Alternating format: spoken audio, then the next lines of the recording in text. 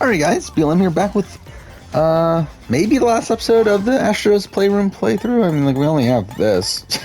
We got through it pretty quickly. I mean, we're only like an hour in, I think, so we'll see. And I know it is a short game, but it seems really short, but whatever.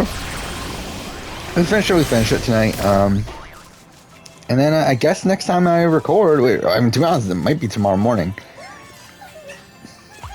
I will probably end up playing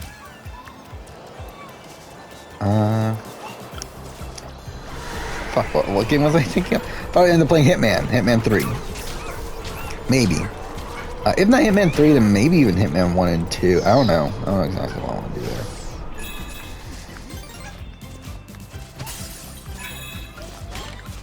I think what we'll probably do is play Hitman 3. And then afterwards, like, do a quick replay of 1 and 2.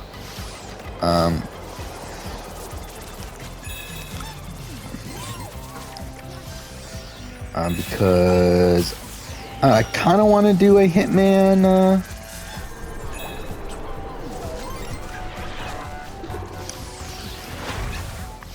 like, mission ranking or whatever, or something. I don't know, I forgot what they're called.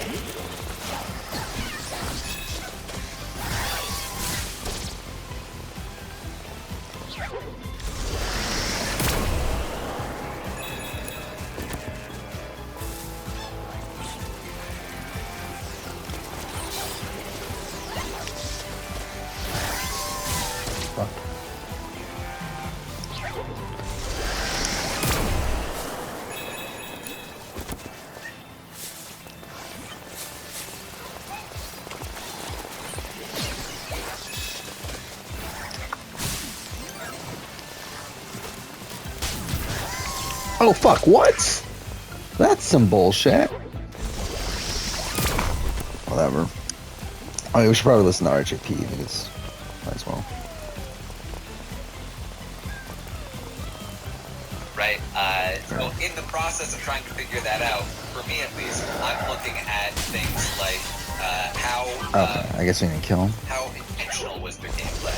Is it something that they intended to do, or is it something that they just kind of stumbled into? Because if they intended to do it, they're much more likely to be able to repeat it if they were to play in a different situation, rather than just being in a situation that happened to be good for them. But you do also have to account for the fact that some players are going to have situations that work out for them much more often than other players, and that has to do with how often they're going to succeed as well. So I'm also looking for how adaptable they are, how strategic they are, how social they are, and they win the respect of the jury. Is their threat level too high, so on and so forth. Lots of things to look at here, with Dan Kiesling, of course, being like a perfect example of 10, and now Big D being a perfect example of 1.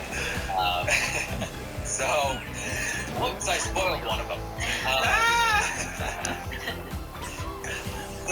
I feel like there's no way he can Big D a 1. On this scale, I guess he's bad, but he made it all the way to the end. He was, for a large portion of the season, I was looking at him as like somebody in this kind of like 6 to 8 range, where very good socially. He is very good at competitions, and he's just in this archetype that's always going to do. Oh, is it all by finger? Well, on a season. Throughout the season, even toward the end, I was thinking like, okay, he's really set up here. He's really looking like an 8 to me. I said that on a podcast a few weeks ago, and then he started talking about his game.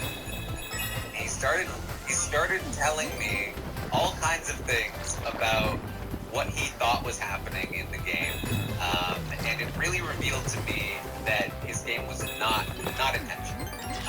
It was something that Oh shit. if he was aware of what he was doing, lying low, intentionally letting other people take control and run the game, knowing that they were protecting him, the target, knowing that he shouldn't be doing anything, all he needs to do is work in his relationships with the cookout. Like, if that's what he was doing say solid play.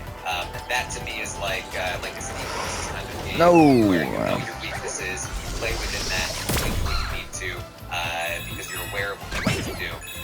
But instead, you know, Xavier was telling us just a week before Tiffany won the final 8 HOH that he wanted to go to the end with Tiffany and Hannah because they had done the least. And then once Tiffany won that HOH, he was like, no, never mind, she's too selfish.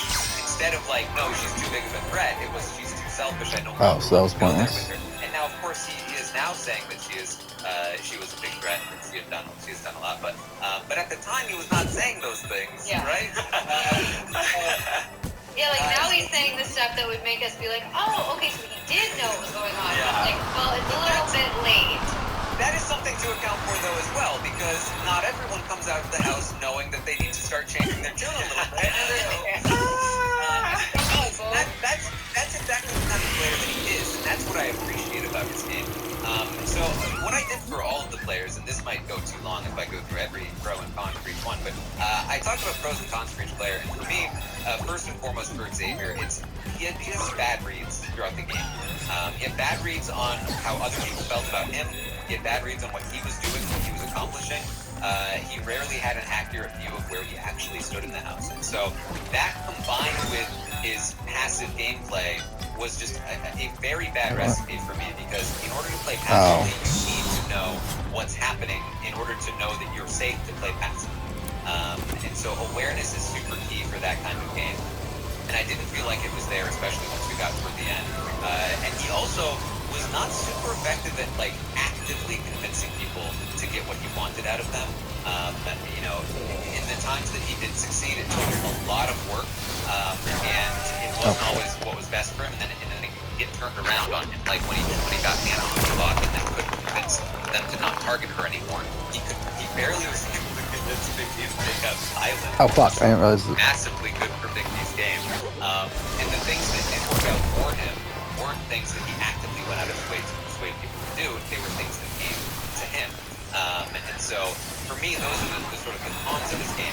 But there's also a lot of good things about his game. We focused a lot on the cons because he kept telling us the cons over and over.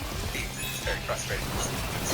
But there are also some great things about his game. First of all, his competition ability. Being able to turn on the ability to win those competitions, knowing to throw competitions early to keep his threat level low was great, even though it didn't fully work. He was very, very likable and charming. I mean, Okay, fine. Right from the get-go, people talked about how he was going to win the game just based on his presence alone, and that is something. It's not unearned likability. It is his. And that's a very, very key aspect to... I think it's unearned when in the game, though. Bar is a massive either benefit or handicap coming into the season. And when you talk about some other players, we talk about how some other players came in with a disadvantage based on who they are. And that's the unfortunate reality of the game, right? Who he is greatly beneficial to What the fuck? performance in the season. Another thing, very effective, and this is something that I think he was the most effective at, very effective at passing the blame onto other people. It's never Xavier's fault. Even when he's talking to the cameras to himself, it's like, Hannah's fault that she's being targeted. What is she doing? I'm just trying to do my best over here. And it's that sort of, normally you kind of like don't do that. He's very good at it, and he was able to convince the cookout crew in multiple situations that it wasn't him that was being selfish. I'm thinking about using the veto on Alyssa, but I'm not going to being selfish. I'm going to throw the HOH and the veto. What? You shouldn't do that. Okay, but it's still those other people being selfish, and people bought it. People bought into that, and that was very key to his game. I think that another pro is that he's not prone to screwing things up for himself. As we talked about, when he gets out of the house, he sort of knows he can read the room. He's going to start saying the right things, and I'm sure that he's also the kind of guy who's going to be able to sort of like actually learn the right things as well. Like I think he's a smart guy, and so I think that in that sense he is able to adapt and sort of recover from situations that would be bad for me. He's not going to jump right in or be completely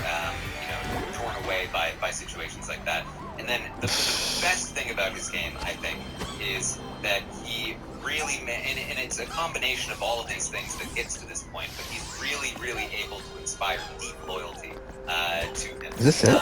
You know, by passing the Oh, yeah, we're only like 10 minutes into the episode. Charming, being a strong competition player, not screwing up his relationships, not making too many mistakes in his relationships. All of those things allowed him to be in a situation where... Oh, fuck, I didn't mean to do that. I meant to interact. Like Liza, like Big D, and like even Alyssa came to him, even though he wasn't putting a lot of active work into that. And with each of those individual people, I could probably point to specific things in their character that made them go to him, but he would provide an outlet for them. He was able to be available for those people to come. Okay, that's what I thought. I think There's going to be one more thing. Was very key to his win this season, and I think it's something that could be very beneficial to him in future seasons. So, lots of pros, lots of cons as well. I ultimately land at a 7 for Xavier. I feel like, you know, I in some ways it feels low, and in some ways it feels high, and for that reason I feel like it's probably exactly where it should be for me. I think that he can absolutely do well in a future season, in a bunch of different seasons. I don't think that this particular game was his best showing. I think that he could do better than this season, and that's sort of why I think, like, if I were to rate his game this season, it would be lower than a 7. But him as a player, I think, is higher, is a 7. So that's where's where the thing? I'm at. Oh, is it? Wait, no, that's speedrun thing, right? Yeah, no, I mean, I totally agree. I think you made some really good points, and I think that everything you said is accurate. I think that, you know, as like a person, his personality, he's very good, and we said this before, he's very good at mirroring people. Like, whoever he's in a conversation with, he will kind of adapt to that person, and really, I mean, it's turning on the charm, but it's also like, you know, relating to them in See where I'm whatever way supposed to be he going. thinks that they want to be shit. related to, and usually he's correct. So I feel like that is super good for him. I think that his general persona is good and bad for him going into a house, because it's good because in that way, you know, he's charming, people like him, they want to be around him, they think of him as a winner, like you said. Bad because, you know, they think of him as a winner, and he looks like a threat, and I would be afraid that he'd win all the competitions. Like, he looks strong, and he looks smart. Fuck off. Grab it, there we go. He's confident. So I feel like people would maybe be a little nervous and might, you know, think to target him early, but I think he does a good job of kind of offsetting that. However, I do think without the hook out there, he probably would have been targeted. Well, he definitely would have been targeted way earlier, and he might have even left. So I think that, you know, it's very specific circumstances that he gets it all the way to the end. But I think he could do it again. I think that he's a very smart player, and, you know, I'm very impressed by certain aspects of his game, especially the social aspect. I just think that I wish he was more aware of, you know, everything that was going on around him. Oh, fuck off. What? One focus, one track kind of guy. And I didn't realize there was a thing underneath. And clearly everyone around me isn't doing anything. And, like, that's not really the case. Oh, I think at this is all. what we were supposed to be going to. Yeah, I agree, though. I do think that he is a 7 player. I think that, you know, when I think about certain aspects, like you said, I think, okay, maybe it's a 6. This could be cool. But I also then just keep going back up to a 7. So I'm like, really? That's a 6 player? I don't know. I think he's a 7. So I'm just going to go with the nicer, higher one. But yeah, I absolutely see what you're saying about, like, how it could go lower, it could go higher. And this particular game of his, like, maybe was lower than that. But overall, I think 7 player. This is cool. Yeah, I'm gonna go with a 6. Just for the, because I feel like without the cookout being there, I feel like he would have been lost. Because his reads were off, his awareness was off, and I feel like he really, people were targeting Xavier, like Clara was, Hannah was, Tiffany was, and he didn't perceive, oh, they're not targeting, they're just being selfish, I want them to go, or they're not really want them to go. And even at times where I feel like I saw Xavier benefiting from relationships, it was oftentimes the other people's either naiveness or their illogical thinking. Oh, what the fuck is this? And T-Rex. kind of like his relationship with Kylan wasn't due to anything that Xavier did. The thoughts and brain power that Kylan was coming up with to come to that conclusion. And so, Oh, this is cool. It fucking went to like old aspect ratio. Xavier said that he's going to drive his point home only if he's against like a Derek L. You know what I mean? And so like I just feel like I look at his game plan thinking it's like the exact same way. Some of his transitions were really they were like Oh fuck, I remember. They weren't the waffle. And so I was just like, what have you actually done? And I think his passivity and this things just in a lot of ways, just his balling is loud. It's kind of an easier road, more authoritative standpoint to take control of those things. And so, yeah, I just, Xavier, as a winner, like, in the final three, I think he deserved that win. But if I look at just how people do it, it's typical. I mean, it also. Oh fuck, what? Oh shit, okay. In recent years, I feel like a lot of them have come from the same standpoint that Xavier has played, which is very low key.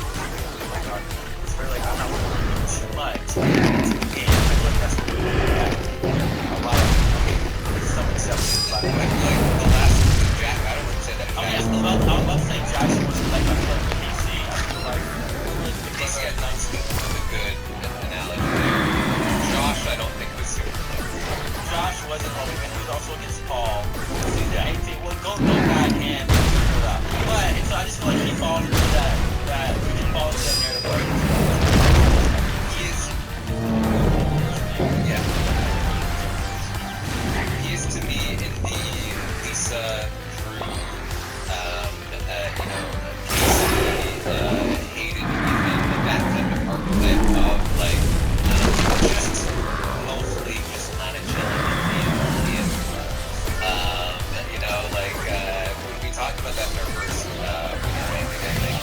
I do think he gets in there, and I think he is he's probably on the upper scale of that archetype. But yeah, there we are. So 6, Jacob Jones, and the audience. Oh shit, that was close. And Xavier second. So audience myself. Jacob. Or the audience are out of line with Jacob. Yeah, they're not with the finger people here. Nice. I did though ask, where would you place Xavier? What are you guys' thoughts on this? And if you gave him a 7, I would say mid to high. At least. It's a 10. Well, what else? Out of 22 players. Up to 22. I would say is 1 being the highest. One being the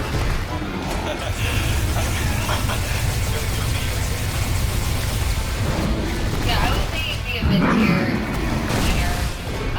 I think that, while we're saying, oh, he's a 7 player, I don't think he played a 7 game, because I think that his game was like, if we were rating based on gameplay, this season, I would have rated him lower. I think that, I wasn't as impressed because he just seemed to not really know what had actually happened in the house. And as much as being charming and being social and stuff, if you bring things to Big Brother, it doesn't account for things. It doesn't make up for you not knowing what had happened to get you there. Yeah, I feel like so that I don't think he had played a Okay, this guy getting insane, isn't it? His win at this season No. is like a mid-tier. Yeah, the interesting thing No, is, are you I think, serious? most winners are at least a 7, right? What? I would say most of them at least. So this one is interesting. 10 was the second most picking numbers. So again, a lot of people gravitating to that middle area. The average picking numbers. So went, all right, where would I place him? I would place him at this number. The average was 13th out of 22. Just in the bottom half, the top of the bottom half.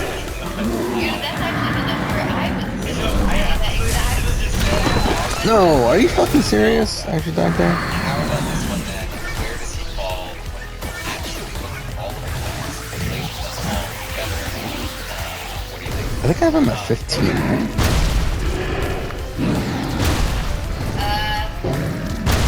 I don't know. I guess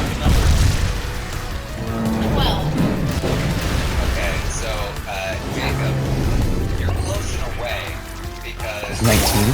you four places down the scale. You went from 13 to 9, but it was actually the opposite. 17. He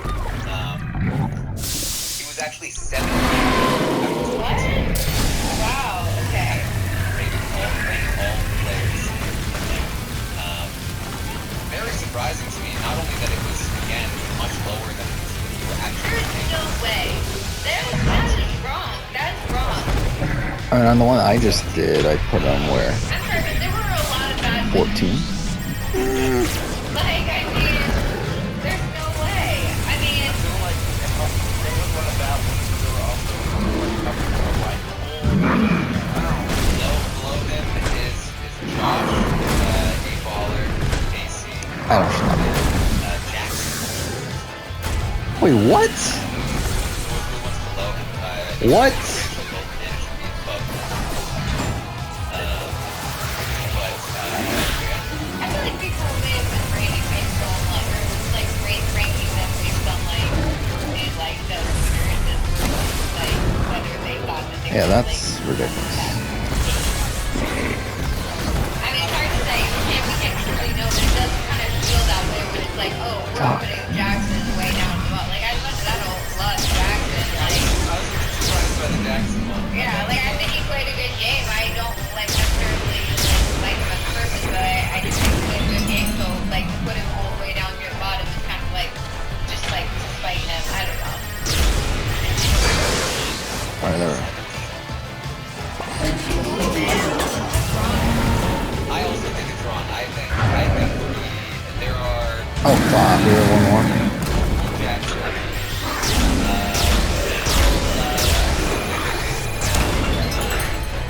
So is very high.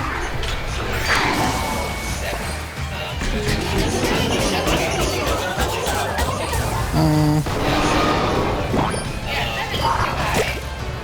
So, we'll see about this one, but Yeah, Lisa 7 is ridiculous. I would definitely be 17, but it is weird that, I think for myself as well, when I'm picking a number versus actually running through the list, it tends to be a bit different. Yeah, it's also hard because, like, I don't know, like, numbers or math or anything, so I'm like, okay, wait. So I assume that's it? 22. Oh, there we go. Divided by 2. Hey, we did it. I'm like, I'll just pick some random number. So, yeah. What are we at time I'm wise? not gonna. We're only at And also 23 minutes, though. the people's seasons came into play. Like, oh, I enjoy watching season 8. I enjoy watching season 13. Do people enjoy watching season 13? Yeah. Yeah, I think you also have to factor in, like, I think probably a lot of people haven't seen earlier seasons. And so, if your scale is the last 5 seasons, then so, whatever, I don't know. Yeah. Okay, so But, did you say whether you put him as mid-tier or high? yeah, somewhere in the middle. I mean, when we talked about it last time, we said middle tier, and I think that's appropriate. We did like a legacy rush version of this. I think somewhere in the middle tier is appropriate. But I would be excited to first. I don't know if everybody holds this opinion, but I'd be excited to see Xavier come back. No, I wouldn't. I would like to see what Xavier does, like unleashed from like all of that protection. But I'd rather see other people. I want to see. I feel like I'd be interested in seeing it back, but I think they're. If I could only pick like 1 or 2 people from this season to come back, he probably would not be in I it. agree. Even if I could pick 4 people, he wouldn't be in it. Yeah, me too. Even if I want to spread it to 5, he would not be in it. Oh my god. Well, we will talk about who we think will come back, but we're gonna wait a little bit on Okay. that one. So stay tuned. I'm sure we will do. You know, I think I would love to get a proper winner ranking podcast, and it's been quite a while since we've done one. So sometime When was the last time? I think it was after maybe 17. So it's been. Like, I don't think I did a winner ranking podcast with you guys. I think I did a season. I did season ranking. But I wasn't there for the winner. It was at least 5 years ago. Yeah, I did do like a somewhat more updated one on Dom and Colin, but we haven't done like any official one since Do y'all combine? Well, I guess I don't know which year this premiered, but do y'all combine the Brother Canada winners in it, or is that its own separate one? Well, I think at the time we didn't because there had only been a couple of Baby Canada winners. Okay. But I think what we've done since then for rankings like that is we do include Canadian stuff, but not in the main. We do like an addendum where we add the Canadian seasons in, so that we're not because most people only watch US. Okay, all right. Let's talk through. Let's just briefly, at least briefly touch on as well. So this is gonna be all PS5 related things, I then? didn't even ask this question, mostly because I forgot, but also because I figured, it's a given. I mean, best alliance of all time. It's easily the most successful alliance of all time. I don't think, in the Time article, I said it's not a question, it's not a debate. It is considered, I think, the best alliance of all time, and I don't think there's any argument against it. Wait, were you featured in the Times article? I wasn't featured, no. Oh, I thought you said I said. Okay, I was like, damn, down there. No, I 1000% agree with you. I think Wait, so you were quoted in it, or you weren't I was quoted? quoted, yeah.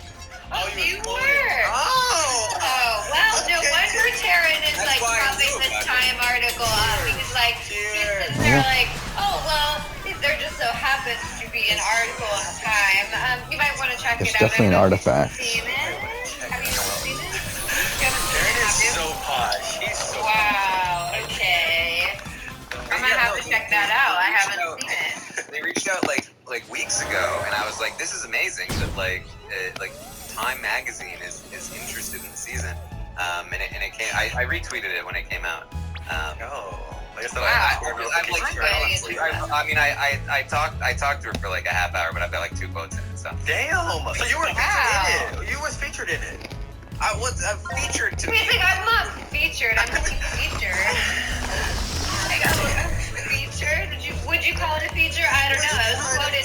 Alright, we're done. I was quoted twice. I am a part of the New York Times catalog. I love the humble. Taryn is a model. Taryn is a thought. But no, I completely agree with you. Taryn's like, I sent in a bunch of photos. They didn't use them. Yeah. Alright, I guess we'll end here. To be honest, I'm not really that tired. I am tired, but I'm not like, I need to go to sleep right now. So, maybe I'll try out some Hitman. Oh, it is almost 1 o'clock in the morning now. Yeah. We're done. I think we're good. So yeah, next episode continue on. Our next time, probably play Hitman. See, but for now, thank you for watching.